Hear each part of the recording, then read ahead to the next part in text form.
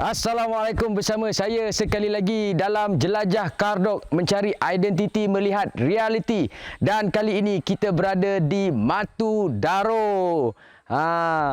Jangan ke mana-mana. Dalam setengah jam ini anda akan bersama saya untuk melihat dalam kita mencari identiti masyarakat setempat dan melihat realiti kehidupan mereka. Teruskan menonton. Perjalanan dari Sibu mengambil masa hampir 2 jam dengan melalui jalan-jalan kampung. Sepanjang perjalanan, tim Jelajah Kardok turut ditahan oleh peminat yang mengetahui pergerakan kami. Selain menghulurkan oleh-oleh berupa makanan, terdapat pelbagai gelagat peminat yang cuba menghentikan kenderaan kami untuk bergambar. Tim Jelajah Kardok menaiki 2 feri untuk menyeberangi Sungai Igan dan Sungai Lasak. Dengan bayaran RM1, perjalanan feri mengambil masa 15 minit. Dikabarkan menjelang 2024, perkhidmatan feri Batang Lasak akan ditamatkan apabila siapnya jambatan Batang Lasak sepanjang hampir 2.5 km dengan kos sebanyak RM600 juta. Melalui jalan-jalan kampung yang sedikit beralun disebabkan faktor muka buminya, penggunaan pacuan 4 roda seperti Isuzu D-Max ini tidak memenatkan. Keselesaan pemanduan serta suspensi kenderaan yang baik menyebabkan tim Jelajah Kardok sentiasa bersedia melakukan tugasan apabila sampai ke destinasi penggambaran. Persinggahan pertama Jelajah Kardok di Bumi Daro ini adalah di gerai Kak Manis yang menjual pipus.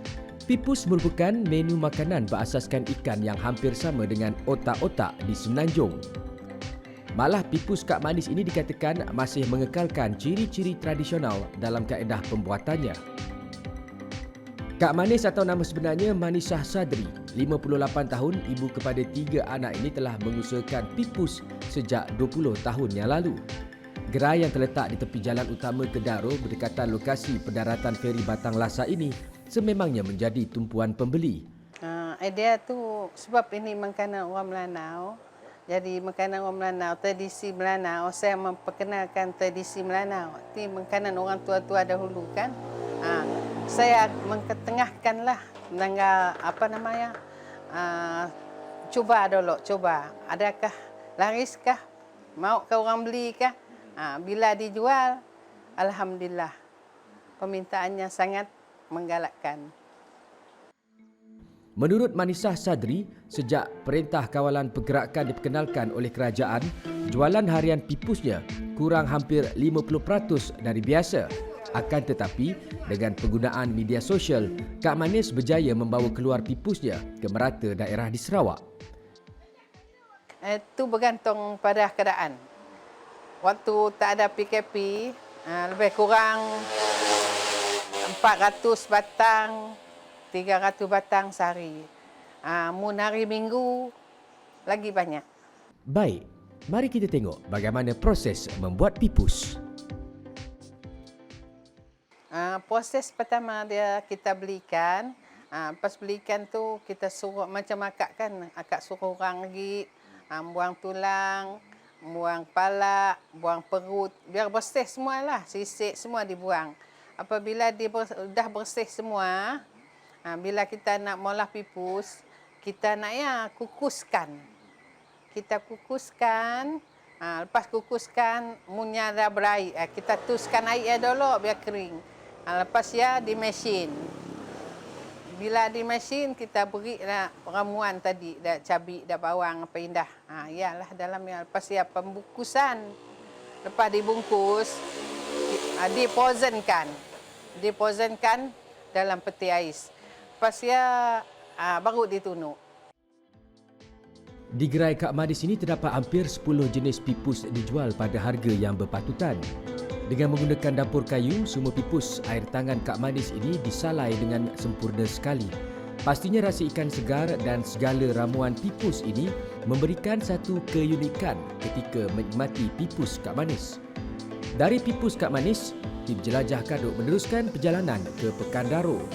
Daro merupakan daerah kecil terletak di dalam bahagian Mukah yang berkepadatan penduduk seramai kira-kira 25,000 orang, majoritinya adalah masyarakat Melanau. Pekan kecil inilah merupakan nadi perekonomian daerah Daro selain dilengkapi dengan kemudahan asas yang lain termasuk sekolah. Ketika asyik meninjau sekitar Pekan Daro ini, tim jelajah Kadok telah diserbu peminat yang tidak diketahui dari mana datangnya mereka ini.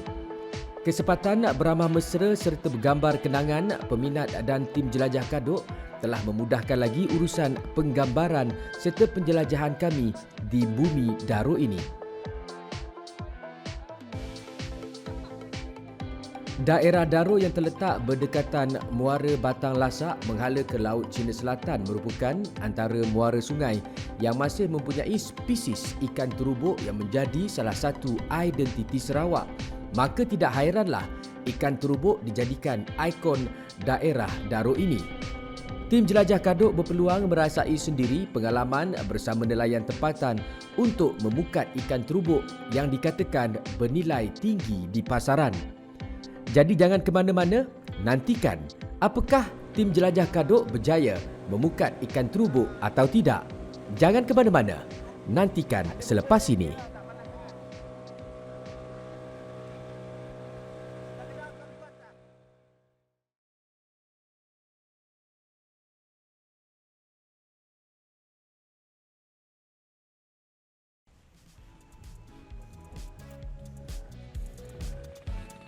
Jika berkunjung ke Sarawak, antara oleh-oleh yang biasa dibawa pulang adalah ikan terubuk masin. Ikan terubuk atau nama saintifiknya Penolosa toli dari keluarga Clupidae merupakan salah satu identiti Sarawak. Disebabkan rasanya yang sedap dan isinya lemak, membuatkan penggemar ikan terubuk sanggup membayar dengan harga yang tinggi. Hakikat yang perlu diketahui umum, ikan terubuk masin yang selalu dibeli di bandar-bandar utama di Sarawak bukanlah ikan terubuk dari sungai-sungai di Sarawak. Ikan terubuk Sarawak tidak diproses menjadi ikan terubuk masin, tetapi ianya dimakan segar mengikut cita rasa penggemarnya. Untuk mencari realiti ikan terubuk ini, tim jelajah Kadok singgah di Kampung Badung Daro. Di kampung ini terdapat hampir 300 keluarga, majoritinya bergantung kepada pendapatan sebagai nelayan. Kami bertemu dengan ketua kampungnya, Haslimi Hassan. Haslimi Hassan, 46 tahun, lebih senang dipanggil KK Haslimi, singkatan kepada ketua kampung, merupakan salah seorang nelayan yang diberi lesen khusus untuk menangkap ikan terubuk di Kampung Badung. Di kampung ini terdapat kira-kira 60 orang nelayan yang diberi lesen khusus menangkap ikan terubuk oleh Jabatan Perikanan Daerah Daro. KK Haslimi yang berpengalaman lebih 10 tahun menangkap ikan terubuk menyediakan 2 sampan bersaiz sederhana untuk tim jelajah Kadok merasai sendiri pengalaman memukat ikan terubuk di Muara Batang Lasak. Dengan perjalanan hampir setengah jam ke lokasi yang telah dikenal pasti, KK Haslimi juga turut menunjukkan kami secara dekat perkembangan Jambatan Batang Lasak yang dijangka siap pada 2024. Setelah sampai di lokasi yang sesuai, jurumudi sampan membuat persiapan untuk menurunkan pukatnya. Di hujung pukat ditanda dengan kain berwarna yang dijadikan bendera serta tanda keselamatan kepada nelayan lain bahawa telah ada pukat di kawasan itu. Pukat diturunkan secara perlahan bagi memastikan batu pemberat atau batu ladun berada di bawah dan pukat akan kembang dengan cantik dan tidak bersimpul. Bagi nelayan yang berpengalaman, ianya dilakukan secara seorang diri sambil mengemudi sampan mereka supaya tidak hilang dari kawalan. Proses menurunkan pukat ini juga mengambil masa kira-kira setengah jam dengan panjang pukat hampir 30 meter dan lebar 1.5 meter. Bagi mendapatkan sudut penggambaran yang terbaik, juru kamera kami menerbangkan drone untuk mendapatkan visual dari atas. Dalam keasyikan merakam panorama serta aktiviti sungai, drone yang diterbangkan tadi mula kekurangan kuasa. Dari awal penggambaran, angin yang bertiup perlahan mula kencang sehingga drone agak sukar dikawal. Dalam keadaan kelam kabut untuk mendaratkan drone dari atas sampan, drone mula hilang kawalan. Meskipun beberapa kali cuba ditangkap dengan tangan atau disebut sebagai crash landing. Dengan kegagalan mendaratkan drone yang diterbangkan, drone kembali kepada tempat ia mula diterbangkan di tengah-tengah Batang Lasak. maka hilanglah satu unit drone yang mendarat di dasar batang lasak. Inilah nilai satu visual untuk tatapan anda semua. Walaupun kehilangan drone, tim jelajah Kadok terubat selepas pukat mula dinaikkan. Itu dia terubuk kita yang pertama, guys. Kita ada gonjeng, kita ada terubuk. Okey, bagi saya pegang. Buka dulu bagi saya. Dekat sini nanti jatuh. Nanti tak ada benda kita nak makan tengah hari. Lagi hidup. Ini jantan betina. Ini jantan. Inilah dia. Ikan terubuk. Kita letak bawah sikit. Bahaya. Inilah dia ikan terubuk yang menjadi kegilaan ramai orang nak mendapatkannya. Kerana apa? Sekilo ikan ini berharga RM100 di sini, di Muara Batang Lasak ini. Ini first time saya pegang ikan ni hidup-hidup, guys. Ikan terubuk ni. Ini jangan dibuat ikan masin. Ini dibuat ikan steam ataupun dibuat panggang sedap. Cantik tak? Cantik sangat. Berjaya juga kita. Selesai mengangkat pukat, kami pun pulang semula ke Pekalan Nelayan Kampung Badung untuk melihat bagaimana ikan terubuk tadi dimasak dan seterusnya untuk menikmati makan tengah hari berlaukkan ikan terubuk segar. Kita dah pun sampai ke JT ataupun Pekalan Kampung Badung ini. Kalau ikut kata Ketua Kaum, kami ni hebat. Sebab apa? Kami tak muntah. Selalunya kalau orang yang pertama kali mengikut mereka memancing ataupun memukat ni tadi, confirm muntah. Memang alhamdulillah lah. Jom. Kita dah lapar dah kan? Kita nak makan ikan terubuk ni. Sekarang, mari kita makan ikan terubuk fresh yang dipanggang yang kita tangkap tadi. Kita ada ikan keri perincung, kita ada ikan gonjeng, kita ada ikan buntal masak asam. Ikan ni mesti segar ni, manis-manis ni, ya Allah. Tak sabar rasanya. Allahumma barik lana fima razaqtana wa qina azabannar. Amin. Jom Nasib makan. baik tak melompat ikan ni. Lama sangat.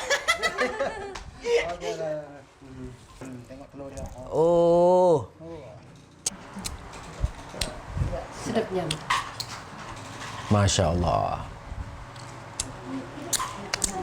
Menjilat jari tu. Daun nyam. Dah nyam.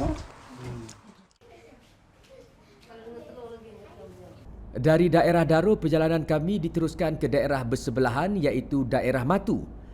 Jarak perjalanan sejauh 30 km menyajikan pemandangan yang tidak banyak berubah dari sebelumnya. Di daerah Matu, kami disambut oleh seorang lagi peminat kardok yang hanya mahu dikenali sebagai Pak Dolah. Di inap desa Pak Dolah inilah kami bakal berkampung untuk beberapa hari bagi mencari identiti dan melihat realiti masyarakat Sarawak. Kalau tak ada air panas tak jadi?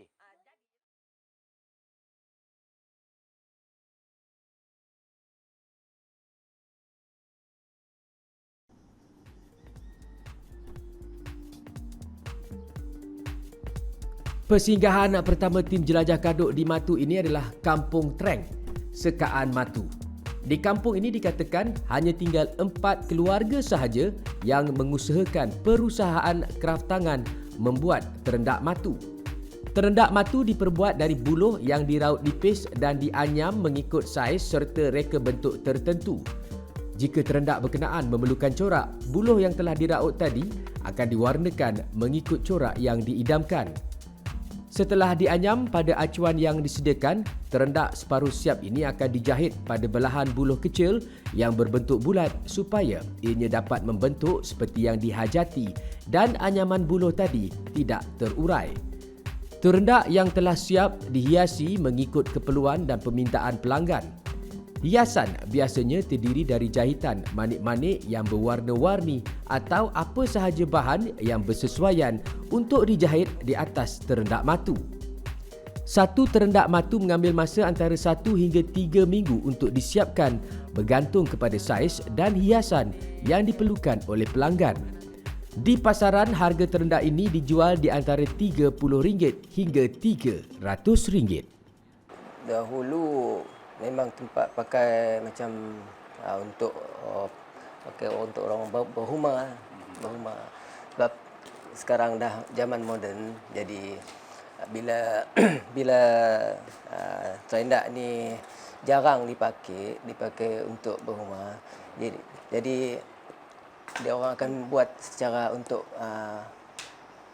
perhiasan dan cenderahati kepada untuk VIP yang menempah untuk seraung, kalau bahasa Melanau lah, seraung mato. Kalau dia orang cakap memang terendak lah.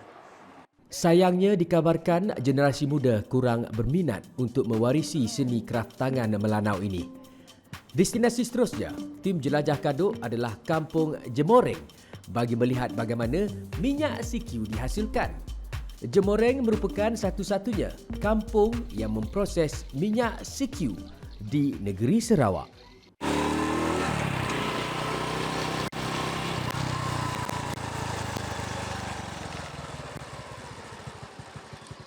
Seronoknya jalan-jalan dekat Kampung Jemoreng ni. Lagi-lagi kalau penghulu bagi pinjam motor dia. Seperti yang saya katakan tadi, kita sekarang berada dekat Kampung Jemoreng. Sesuatu yang menarik tentang masyarakat Melanau ataupun di Matu ini adalah penghasilan minyak CQ. Kalau anda nak tahu apa itu minyak CQ, jom ikut saya.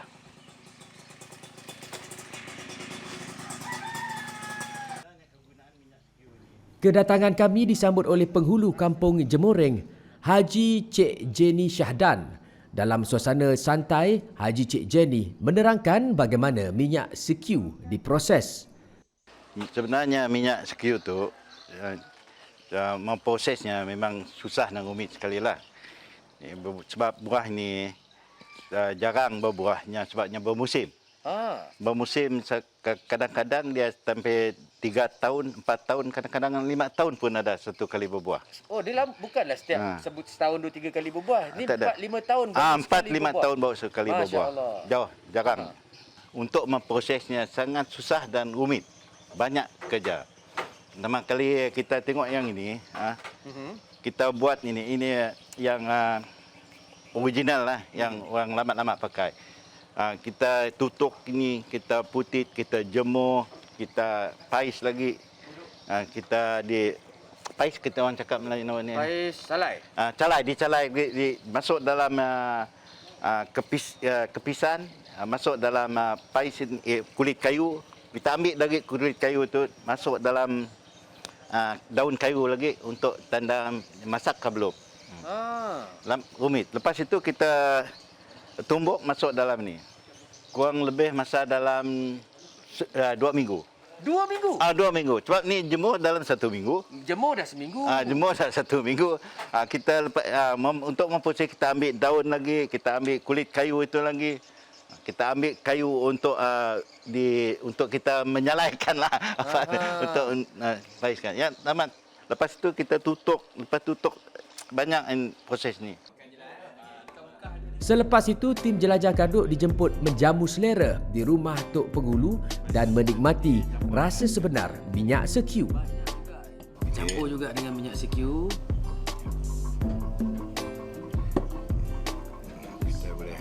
Banyak sikit. Tapi dia masukkan minyak CQ ni selepas nasi dimasak, bukan ketika masak bersama nasi. Bukan. Selepas nasi dia masak baru nasi sikit. Oh, dengan maksudnya kena ambil ikan masin sikit. Boleh juga. Okey, dicampurkan dengan nasi ni tadi. Kita rasa bismillah.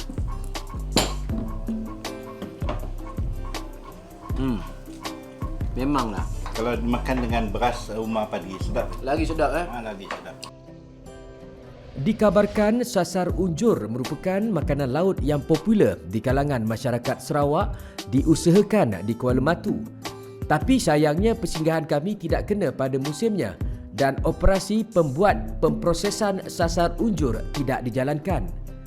Selain dari sasar unjur, nelayan di Kuala Matu juga turut memproses bubur, dalam bahasa tempatan atau obor-obor. Sekarang kita berada di Kuala Matu, di mana kali ini kita nak melihat perusahaan bubur. Tapi bukan bubur nasi. Bubur ni orang Melanau cakap, kalau kita orang Melayu cakap obor-obor. Melihat sendiri pemprosesan pembuatan obor-obor. Pertama kali dalam hidup saya memegang obor-obor. Masya Allah. Besar rupa-rupanya obor-obor ni. Sebesar 17 ke 18 inci pun ada. Dia punya diameter dia tu. Kalau kita dah perhatikan, untuk ekspor ke Jepun, dia akan hilangkan bahagian yang merah-merah tu, sudah akan jadi sinar macam ini. Tapi kalau ekspor ke China, dia cuci saja dan terus digaramkan, dimasinkan. Ini untuk ekspor ke Jepun, ini ekspor ke China. Kalau ekspor ke tanah Melayu? Semua dua-dua. Dua-dua pun ada orang nak beli juga. I see. Jeruk obor-obor antara makanan popular yang dibuat umai mahupun dimakan begitu sahaja bersama pencicahnya. Inilah realiti kehidupan masyarakat di daerah Matu Daro yang menjadi sebahagian dari identiti Sarawak dan ada di antaranya semakin lenyap di telan zaman. Jangan lupa nantikan lokasi seterusnya pada episod akan datang Jelajah Kadok. Mencari identiti, melihat realiti minggu hadapan pada hari dan waktu yang sama. Eksklusif hanya di TVS saluran 122 kerana racun itu benar. Salam.